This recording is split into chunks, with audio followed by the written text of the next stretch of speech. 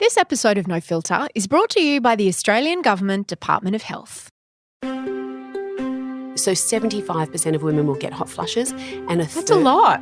Well, I think it's a lot. 75% is a lot. Yeah, and I thought you were going to say, only 20%. no, it's a lot. Most of us. Yeah, and a third of those women will find them unbearable.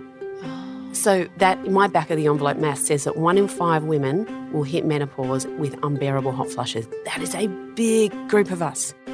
Hello and welcome to No Filter. I'm Mia Friedman and I'm possibly perimenopausal. Before you say to yourself, well, that is too much information. I don't want to know about your periods, thanks.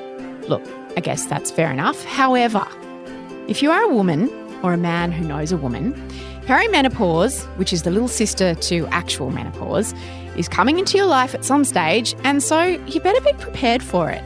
Because you know what? It's not just about your period stopping. Oh no! Perimenopause can last as long as 7 years, can start as early as your 30s, and can include everything from changes to your genitals to changes in your mood. Big changes. Dr. Ginni Mansberg knows a lot about perimenopause, and because she's in her 50s now and she's going through it too, as are many of her patients, she's written a book called The M Word that busts some myths and offers plenty of advice. Ginni herself is pretty awesome. She's been a single mum, a political advisor.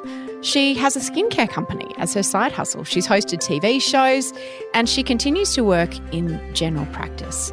And so if you have a vagina or know someone who does, you'll really want to hear this conversation. Here's Ginni.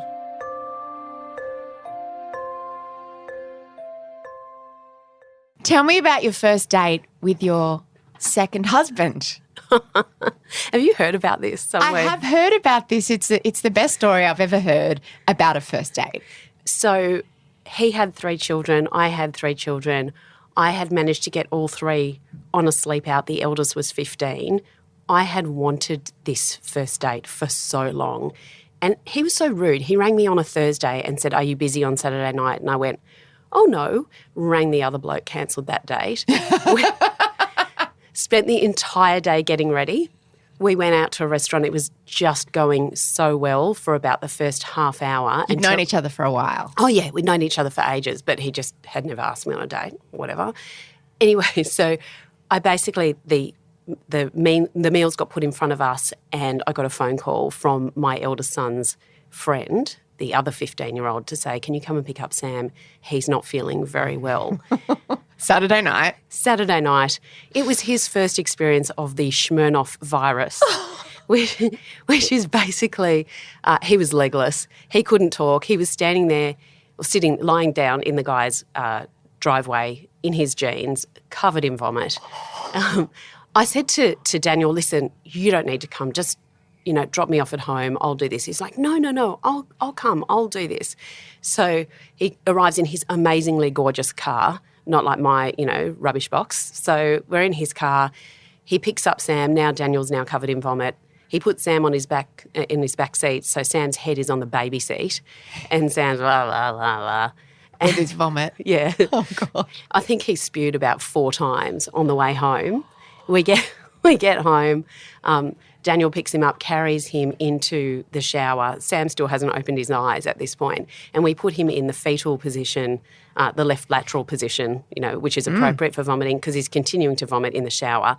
And Daniel turns on the warm water, but it comes out cold.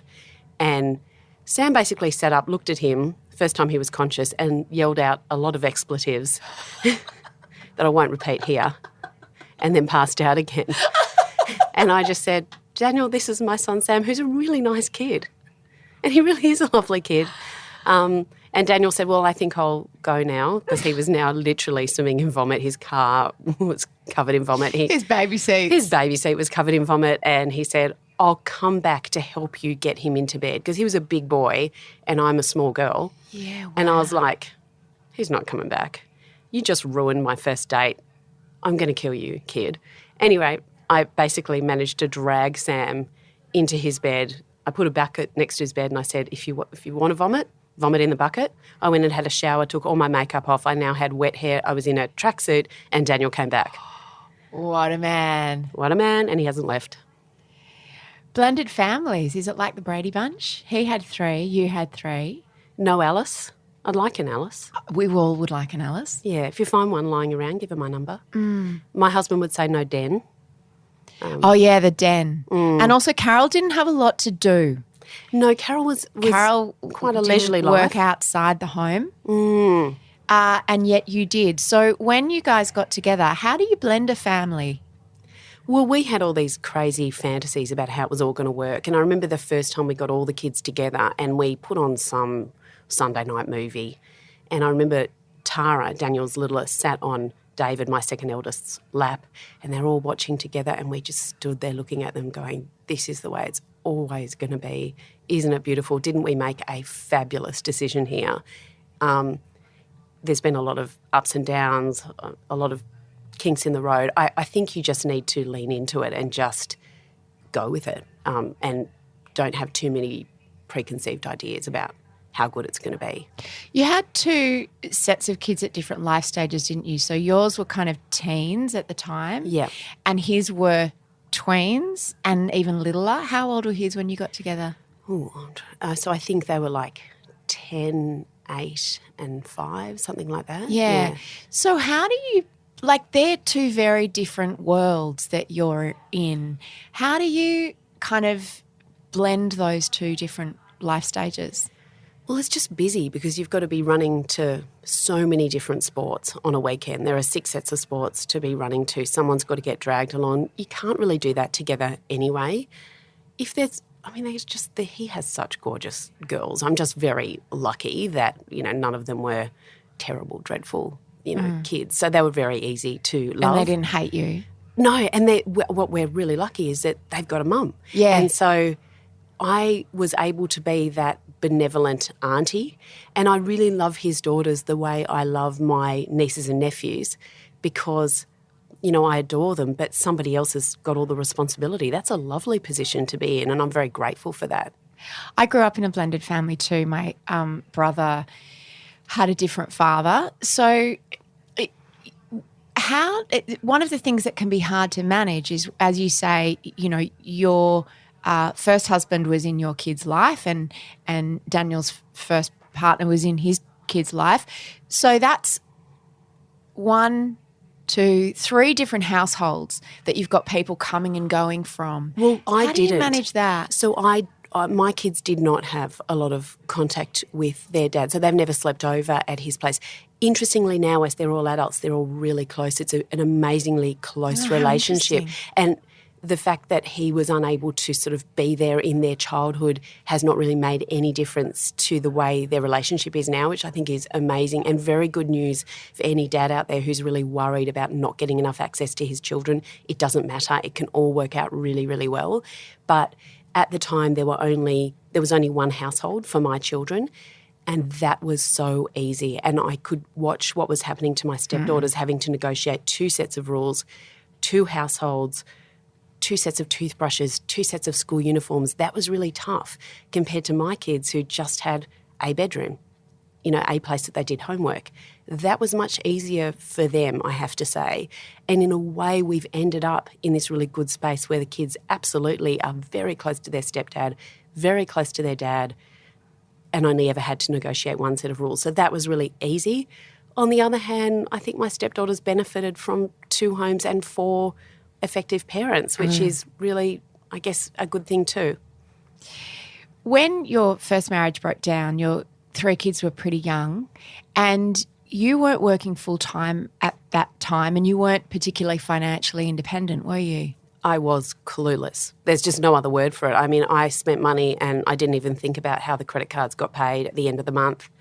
I worked. My husband said, work if you want to work, don't work if you don't want to work. It's completely up to you.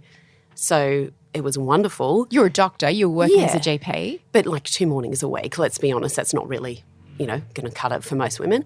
More like a hobby. Yeah, it was a hobby. It was lovely. I enjoyed it.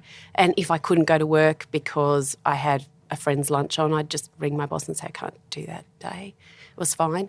Wow, did that all change? And it was literally overnight.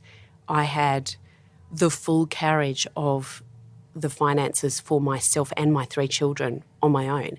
And so I had to learn pretty quickly and I had to work out how to use Excel and a spreadsheet. So my best girlfriend, who's really, really financially savvy and works in the finance industry, was like, so what do you need to live? And I was like, I have no idea. So she was sitting there with me going, well, how much does insurance cost? Do they need braces? Yes, all three needed braces at the same time. Yeah, that's fun. So you just need to work out what it is that you need to live. What do you need to earn pre-tax to be able to support that? And if you want to save for something like a holiday, how much more do you need to earn? And my first holiday was about 5 years after I got divorced, and I was so excited. I took all the kids to Bali, and it's still the most emotional holiday of my life because I did that for them. Often when it comes to this idea of women working after they've had kids, it boils down, or some people think it boils down to this issue of feminism and, you should try to get the corner office and you should rah, rah, rah. But it's my choice. I want to stay home. And I'm always like, it's not about – it's about being able to look after yourself if something happens, if your partner leaves, if your marriage breaks down, if your partner dies. Like, you just don't know what's going to happen. And if you don't have any ability, any skills, any job history to fall back on, you are very vulnerable. And it's interesting because it has that experience of having to pick up full-time work, be financially savvy, balance the books at home from zero, has really impacted on the way I relate to my daughter and to my 3 stepdaughters, and in the way they approach school and university. How so?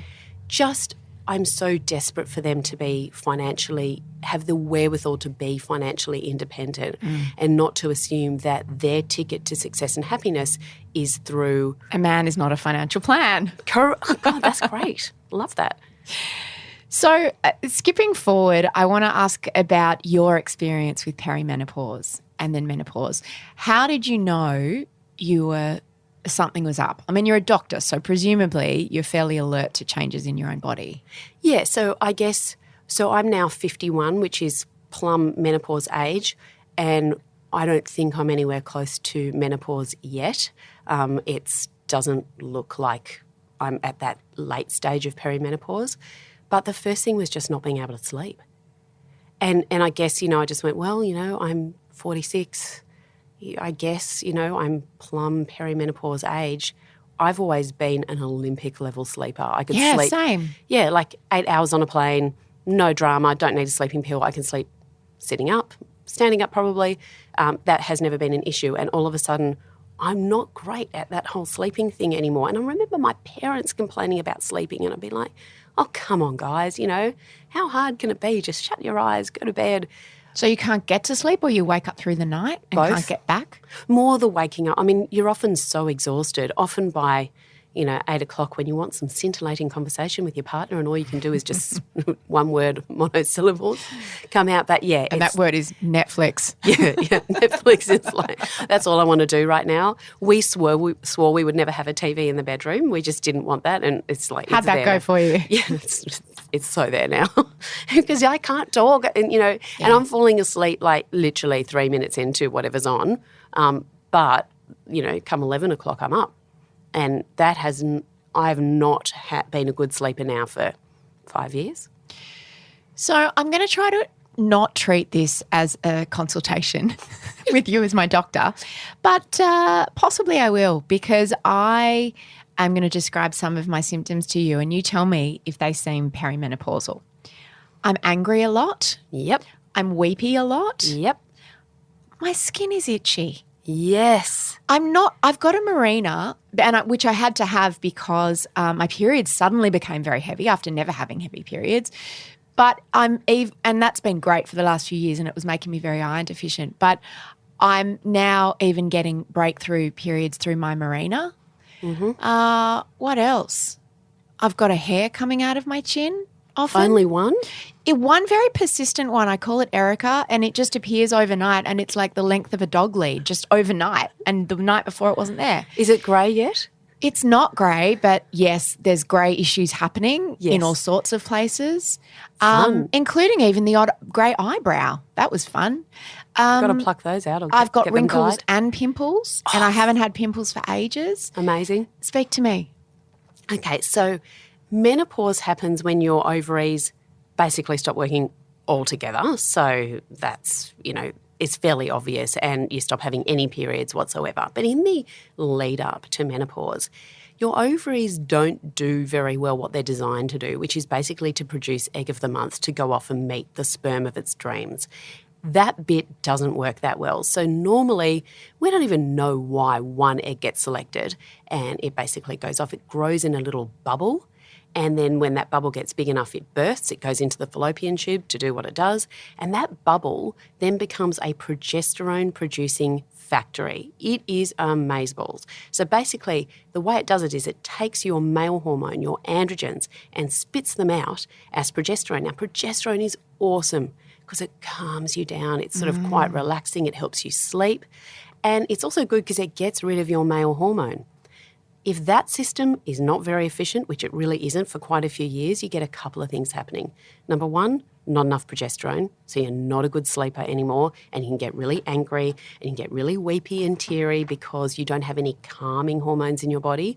And on top of that, you're getting a buildup of androgens, male hormones. So chin hairs, pimples, fantastic, oily skin, but also you've got really dry and itchy skin at the same time. It's all happening on the one face. Itching myself now.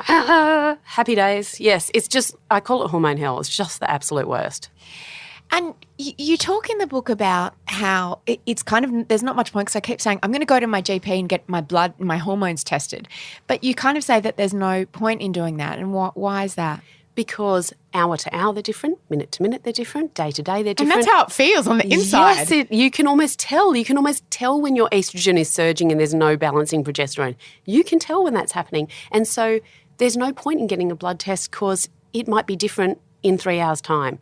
So I often get asked for hormone tests, which I think are code for I'm really weepy and really teary and I'm just yelling at the kids and I'm yelling at my husband and help me. I listen to the help me cry in that rather than sort of going down the blood test route, which is often unhelpful. I mean, we do need to look at your thyroid and your iron, particularly if we're going through what you and I've also got the Mirena in at the moment. I'm getting a new one, I think, next week. But it's, I'm also getting periods despite the Mirena. I went to my gynecologist at my 6-week checkup after my daughter 23 years ago and said, can you put this in? I never ever want to have a period again. And I didn't. Until I turned 46, and now I've got periods, and now I'm 51 and I'm going to need to get another one because we're still fertile. Despite all of this, if we actually are ovulating, and it is a bit sporadic, you can ovulate twice during perimenopause, so you can get twins, yay. And if you do go on hormone therapy, it's not enough to stop that. It won't be a good contraception. How long does perimenopause last?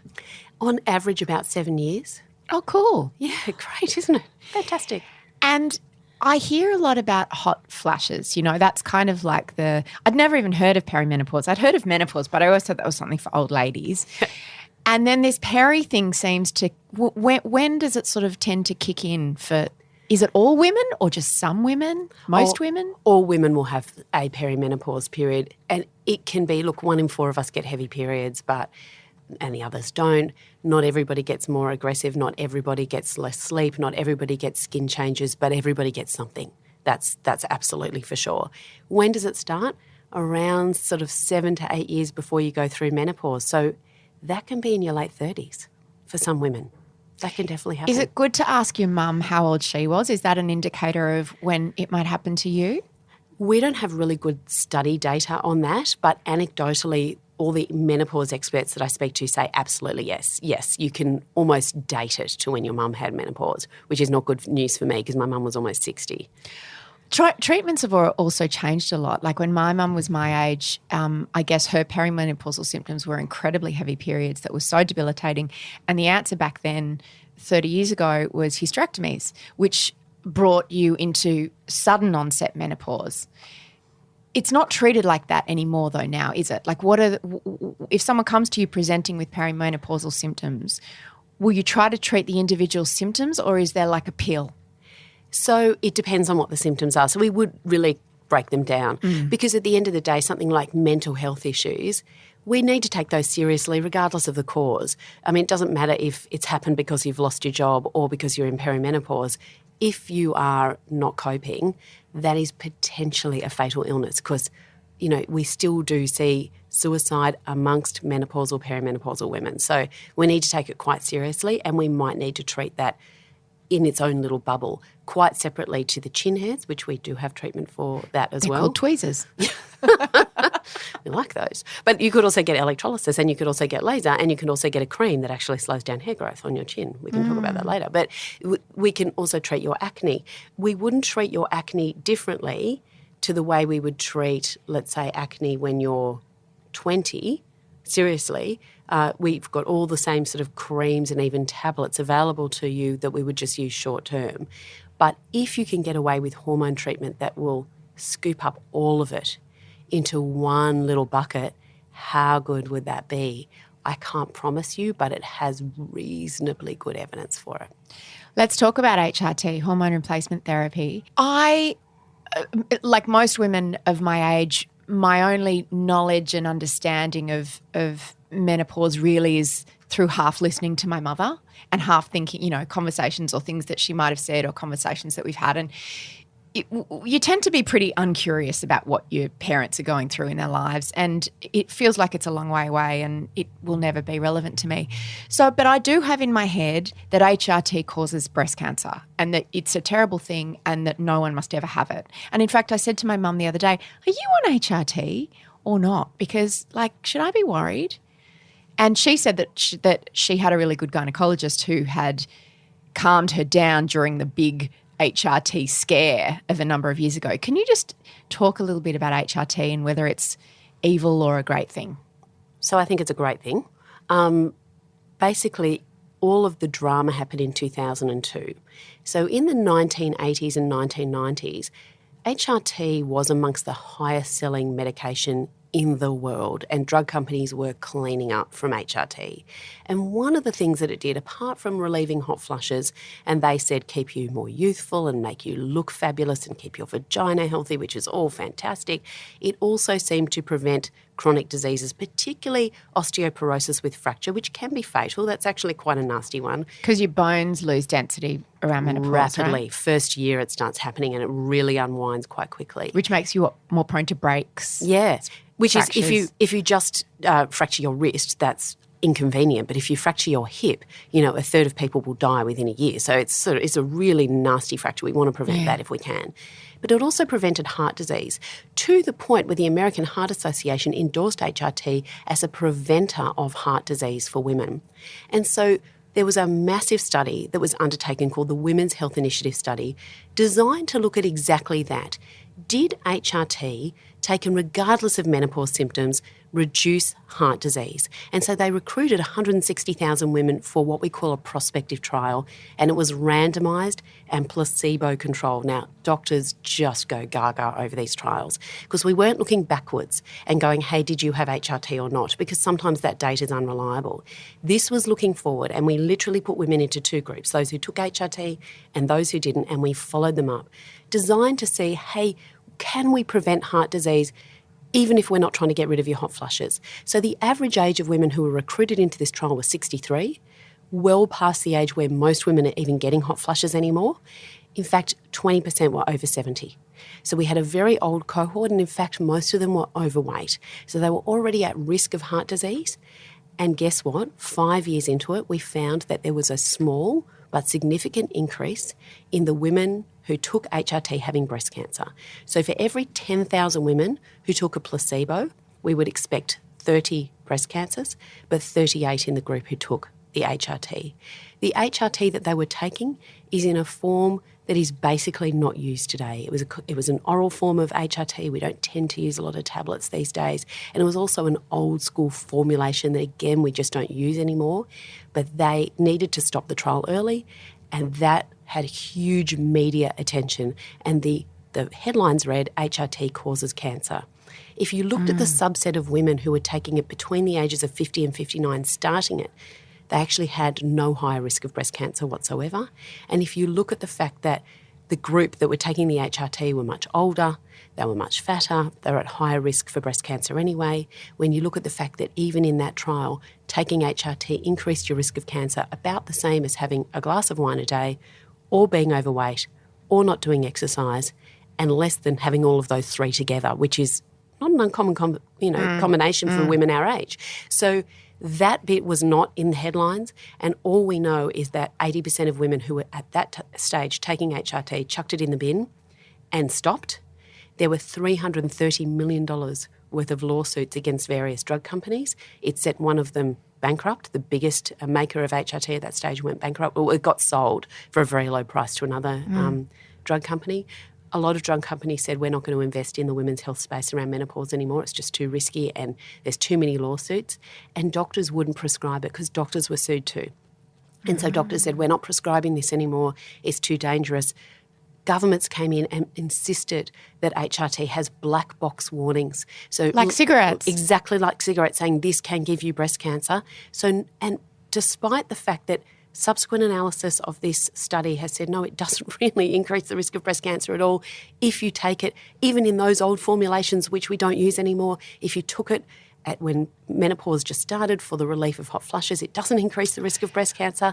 We still have this fear that is pervasive today that I see daily in my practice, that women, if I say, we could try HRT. See, I would go, oh, no, I won't do that. I'll try lighting a candle instead. Yes, let me, I'll drink some meditate. tea. I'll have some acupuncture. Yeah. Do any of those things work?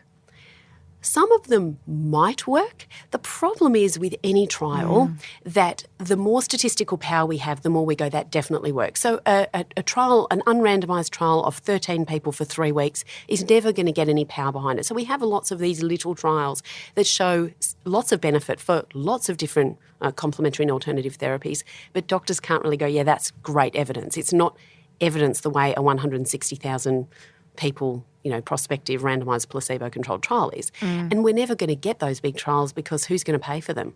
I mean, it's drug companies that will pay for that sort of stuff on the whole. You talked about how in your book that because of what happened in 2002, there's a whole generation of doctors who don't know anything about prescribing HRT, because what I didn't realise is that it's not just a one pill. It's like a quite bespoke, isn't it, depending on what your symptoms are and what you're trying to cure.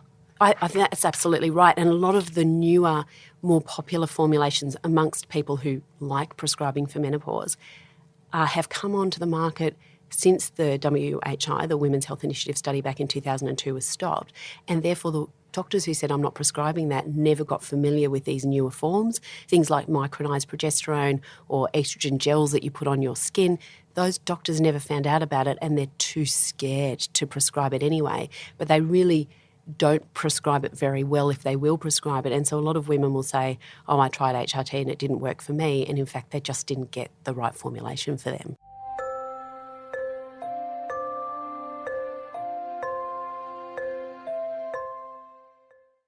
Vaccination protects babies, toddlers and children from serious, even fatal diseases.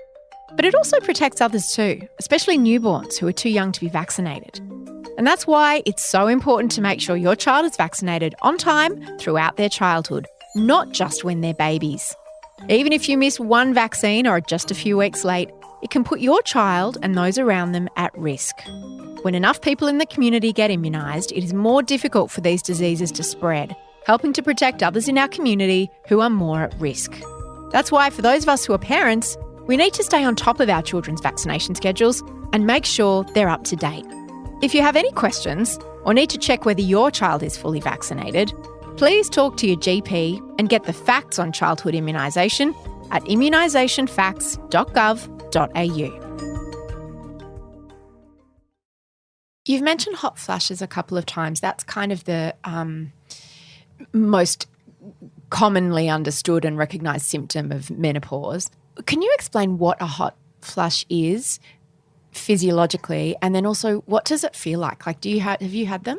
I think so, but I'm not sure. I know that I'm very hot at night now and I drive my husband crazy, but it's never been a flush. So I think women do experience them differently. So some women go from 0 to like 50 degrees, break out. You've seen them. They go bright red, they start sweating, they start fanning themselves. A lot of them just start quickly stripping off their clothing and it's quite dramatic. There are other women who just run hot and they drive everybody mad at work because they want the temperature of the air conditioning sort of set to 13 degrees and everybody else is in a ski parka and they're just sitting there going, oh, goodness, it's just so hot in here. And there are some women who run hot at night, and it is different for everybody, and we still don't really understand the physiology of it. Does every woman get them? No. So 75% of women will get hot flushes. And That's a lot. Well, I think it's a lot. 75% is a lot. Yeah. And I thought you were going to say, only 20%. No, it's a lot. Most of us. Yeah, and a third of those women will find them unbearable. Oh. So that my back of the envelope math says that 1 in 5 women will hit menopause with unbearable hot flushes. That is a big group of us, a big group of our girlfriends that it's happening to. What are the treatments for hot flushes? Well, you could do some really simple lifestyle stuff like, carry a fan and dress in layers so that if it happens you can get undressed really quickly and have cold water on your desk and always have, ice with you. And that's really helpful. It is definitely helpful. We know that women who smoke have worse hot flushes. We know that women who are overweight have worse hot flushes. So if your doctor tells you to lose weight, it's not entirely being, patronising. However, that will at best manage it, and it's probably less likely to take them from unbearable to bearable. It's probably just going to make the unbearable moments maybe from 10 to 9.5. I don't call that a treatment. I call that kind of okay. It's not bad advice. If you want to get rid of them, the one that has 96% efficacy is hormone replacement therapy. So here we are back in this catch-22 where there is a treatment that's available, it's incredibly effective, and yet it's very hard to access for most women. But why is HRT hard to access? It's not an illegal drug. No, but it's expensive. A lot of it is not funded through the pharmaceutical benefit scheme, so a lot of it is super expensive, particularly the better, newer forms of HRT. Like how expensive? Oh, like it could be like $70 a month, which is very expensive. Plus, you still find it difficult to find doctors who go, absolutely, let me get my script pad out. I know what I'm doing. My recommendation is we start with this, and then I'll see you again in another month and we'll kind of go from there. I mean, when it comes to testosterone for women, which is endorsed by the International Menopause Society for low libido, in particular women, and it really can be quite amazing. Try and find doctors to prescribe that for you. That is really, really difficult. But I think times are changing as more doctors are women and as more women doctors are reaching my age. So those of us in our 50s are all of a sudden super, super interested in this. Yeah. Yeah, and so weirdly enough, the ranks of the Australian Menopause Society are starting to swell. It has been slow, but we're getting there. What should you do if your symptoms are unbearable? Should you I rang – most GP practices now, there's a bunch of people and you have to be comfortable with whoever you see. And I rang and said, is there anyone who specialises? Is that what you should do? You can, but there are so few. Yeah. Since I wrote this book, because I'm a member of the Australian Menopause Society, so I just thought, you'd go and find your local Australian Menopause Society doctor and you'd go to them because we all are really, really interested in it, except for there's not a lot of us. And for example, there's nobody in the Northern Territory at all. So I've had lots of women reach out from the NT going, well, okay, that's great advice, but there is no one in the entire territory. That is an expert in understanding HRT and the different, treatments and therapies. The number of doctors in New South Wales alone, which is my state, is really small. And there might be, there's one in Orange and there's one in Newcastle. There's just not a lot of us around. So then I guess you're going to need to go to, hopefully your doctor can help you. But I think this is one of the reasons I wrote this book, is because it is so hard to go to your doctor, and if your doctor says, I'm not prescribing you this for you, it's dangerous, or gives you a formulation that is, I've heard of patients who've been for 10 years on formulations I don't think are great. They are not as safe as some of the other formulations we have today. Or they might give you something that, because the guidelines were back then, start as low a dose as possible. Well, I can tell you that if the lowest dose possible fixes your hot flushes, you probably didn't need it in the first place. It's one of those things where you need to give it a reasonable dose, or there's just kind of no point in taking it.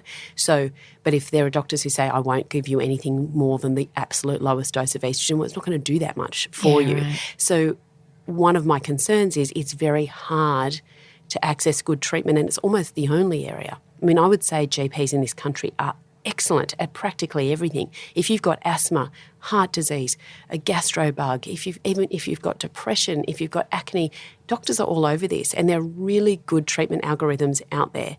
But when it comes to treating the symptoms of menopause, it can be really, really tough.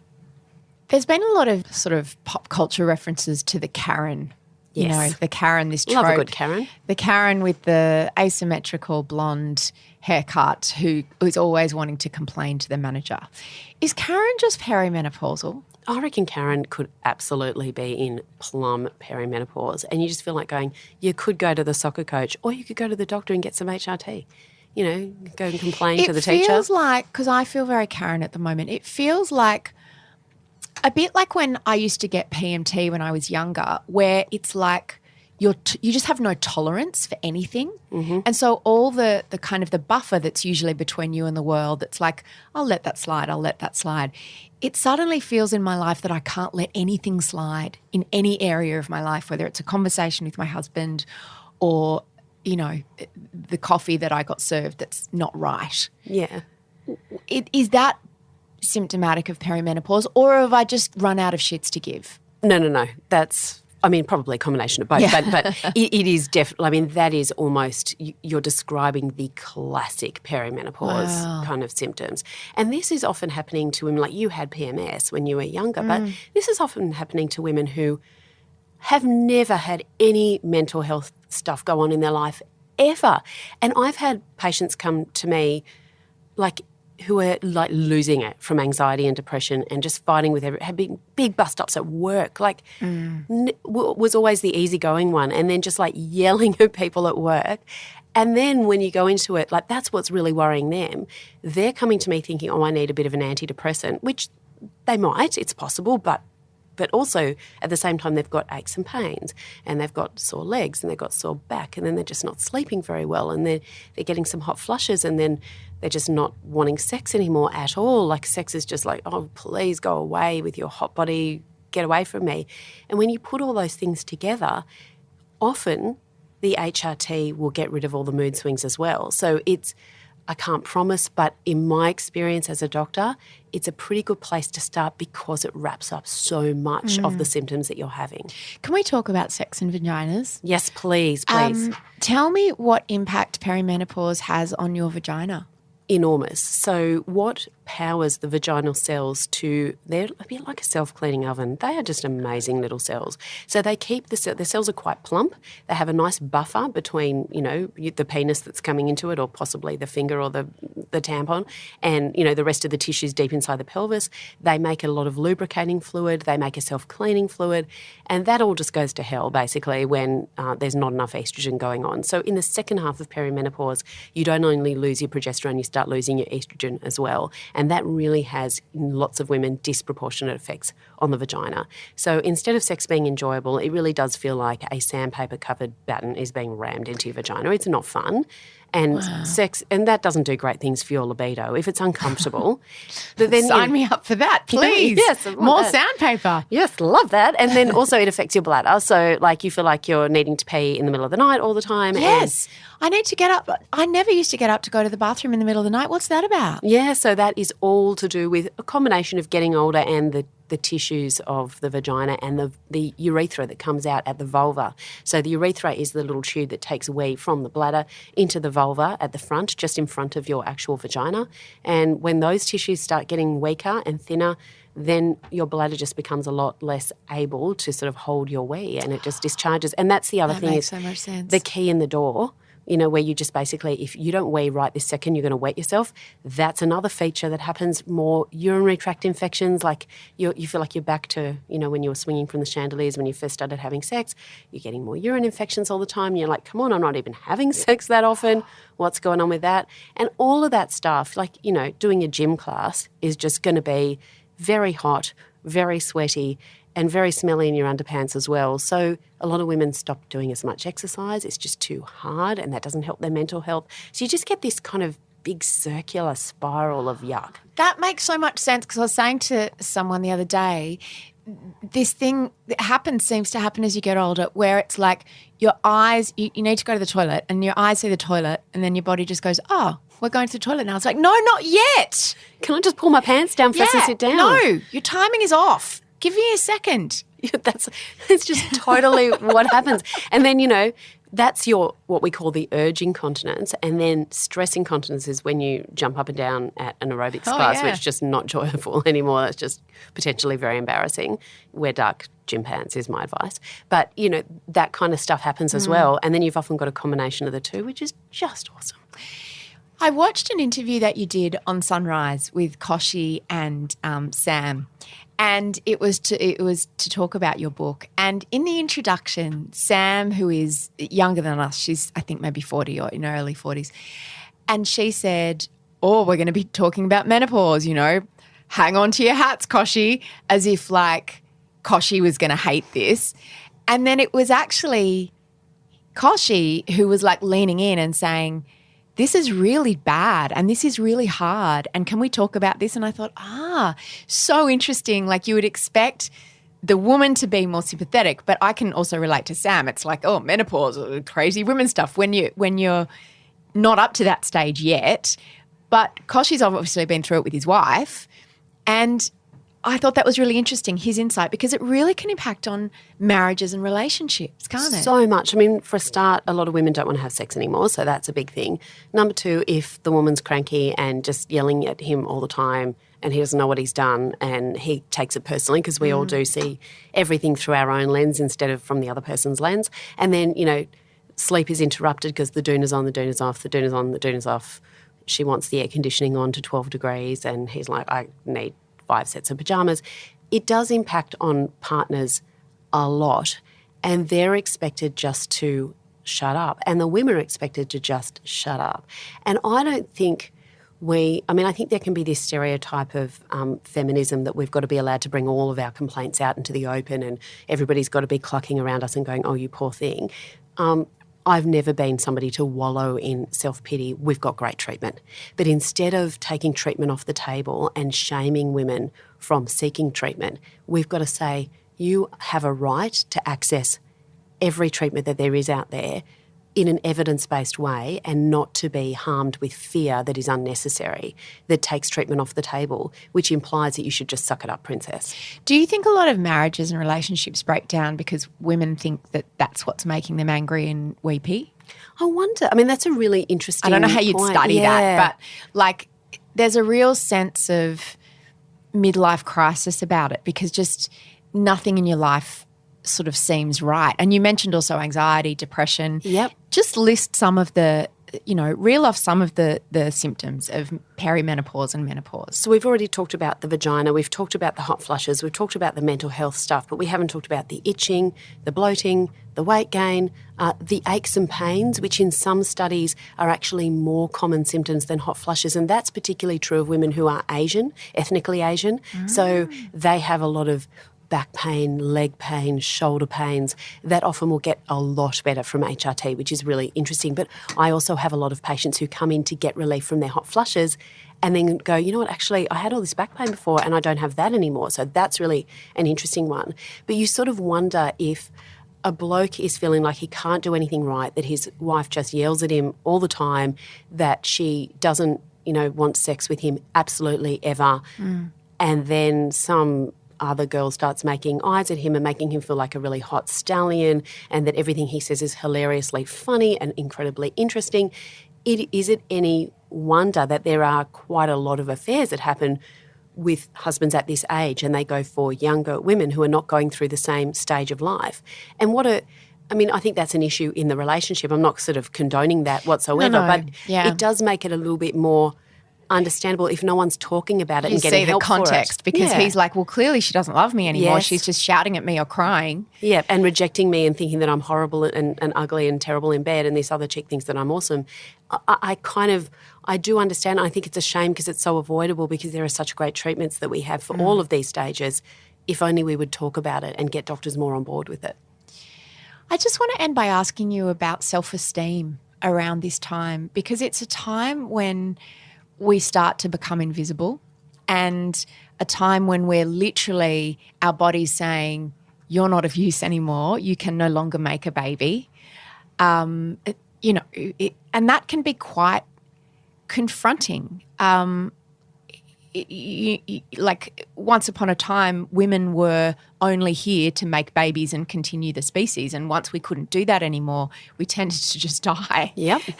Because we were of no use.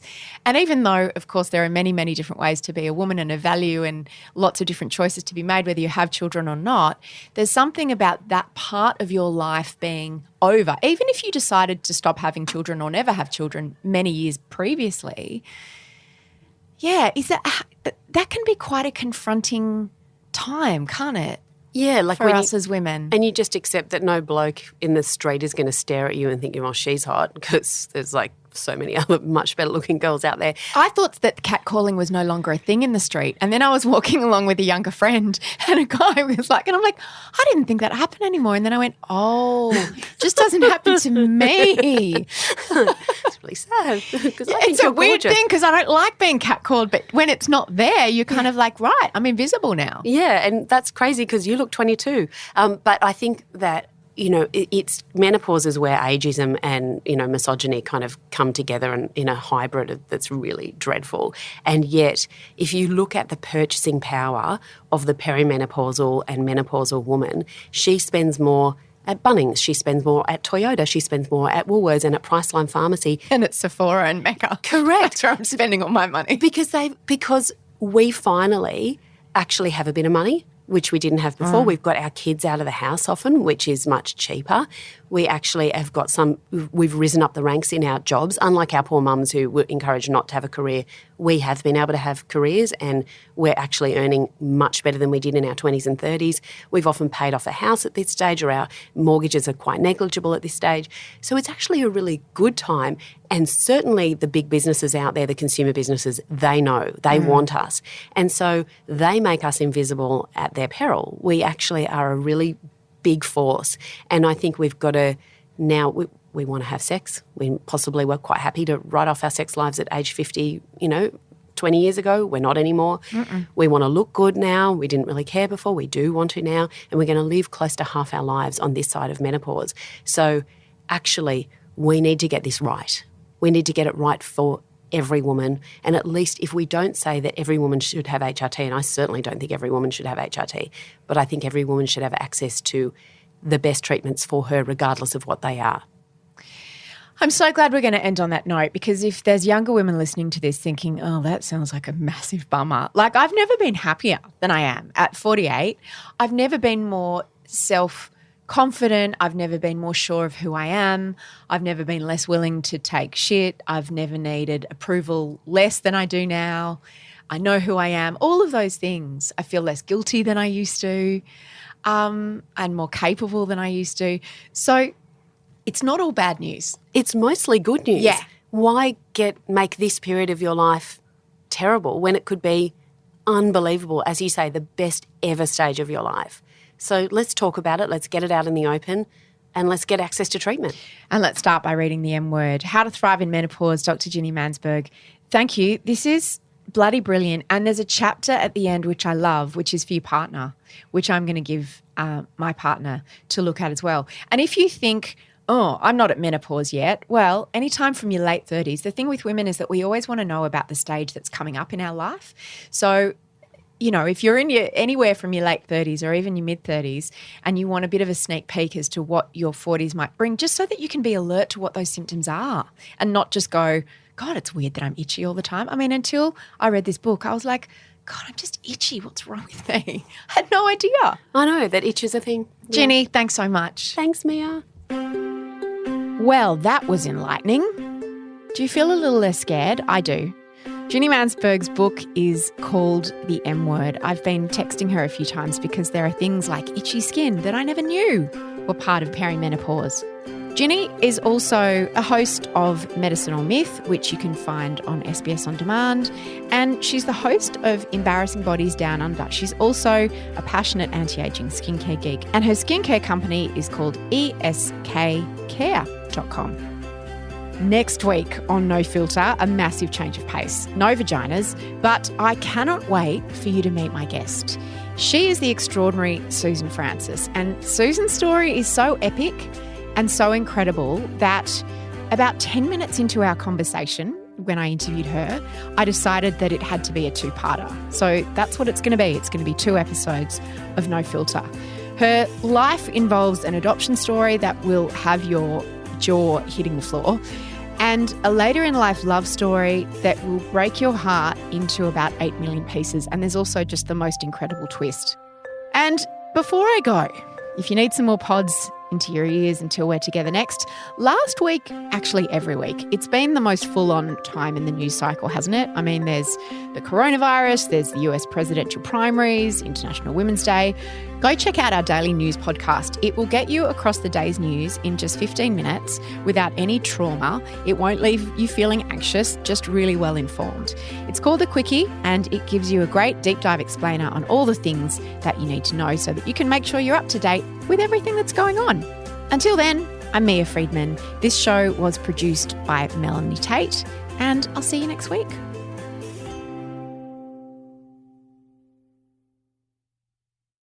This episode of No Filter was brought to you by the Australian Government Department of Health.